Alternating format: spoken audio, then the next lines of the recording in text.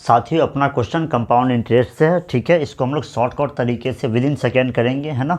2000 रुपये का 10% प्रति वर्ष की दर से 3 वर्ष का चक्रवृद्धि ब्याज ज्ञात करना है आपको।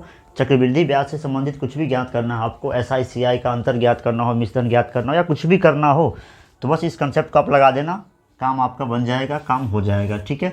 10% कह रहा है, 10% को आप फ्रैक्शन में बदलेंगे तो 1/10 होगा। ऐसा हम लोग इसलिए करते हैं ताकि पूरा का पूरा कैलकुलेशन में कटता रहे, ऊपर नीचे कोई दिक्कत नहीं होगा।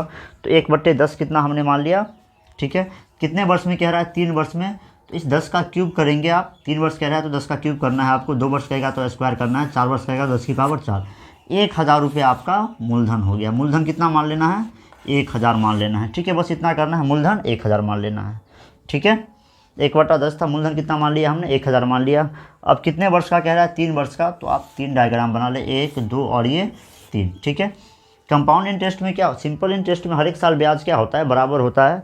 लेकिन कंपाउंड इंटरेस्ट में क्या होता है, मूलधन पे ब्याज तो लगता ही लगता है, उसके साथ साथ ब्याज पे जो पिछला ब्याज होता है ना, उस ब्याज पे भी क्या लगता है, ब्याज लगता है, ठीक है। इसलिए हम लोग इसकी गणना अलग अलग करेंगे, है ना। तो सबसे पहले 1/10 लगेगा 1000 पे। पहला साल में कितना ब्याज लगेगा, तो आप कहेंगे 1000 का 1/10 100 रुपया ब्याज लगेगा, है ना। दूसरा साल में आप आएंगे तो इस 1000 पे लगेगा 1/10 100 लगेगा, ठीक है। फिर आप देखेंगे इस 100 पिछला ब्याज है ना, इस पर भी 1/10 लगेगा, यानी 10 लगेगा। 2 साल तक का ब्याज हो गया, है ना। जब तीसरा साल आएंगे तो इस 1000 पे लगेगा 1/10 यानी 100 रुपया लगेगा।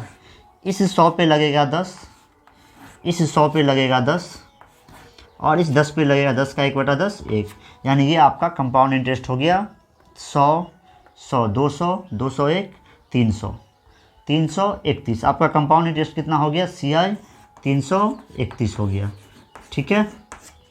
कितना हो गया, 331, है ना।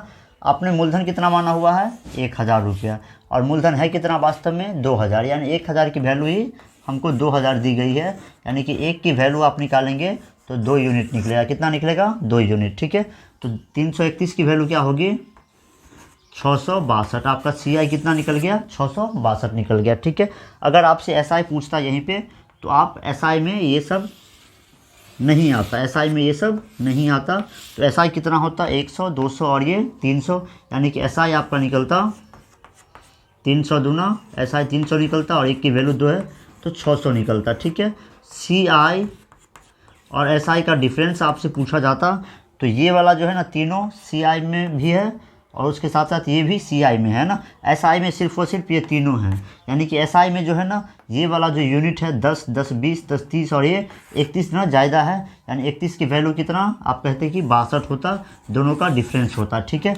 अगर आपसे मिश्रधन पूछा जाता, अमाउंट पूछा जाता, तो आप कहते 1000 तो ये होगा, आप प्लस 331 यानी 1331 की वैल्यू निकालते, 2 से गुना करते, ठीक है। तो ये तरीका जो है ना, कंपाउंड इंटरेस्ट को सोल्व करने का बेस्ट तरीका है।